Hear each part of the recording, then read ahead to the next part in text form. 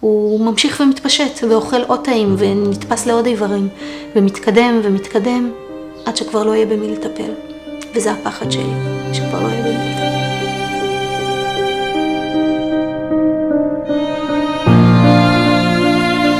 אני לא אוכל לסלוח לעצמי לעולם אם שני תמות, ועוד לפני גיל 3, רק כי לא היה לנו מספיק כסף לטפל בה.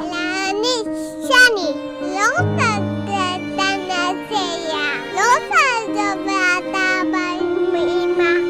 אתה מאוד מאוד, אני לא רוצה לעזור מסתבי. אני אוהבת אותה בעולם, אני אוהבת אותה. כל יום מחדש לקום ולהילחם, להילחם בכאבים שלה, להילחם בחוסר אונים שלה, להילחם בחולשה. התרופות שלה ממש במינון כל כך קשה, ואז היא מקיאה. כשאני מרימה אותה, כולה מטונפת מההקאה, ההקאה שלה מתערבבת עם הדמעות שלי. זה הרגעים שאני מתמודדת איתם יום יום.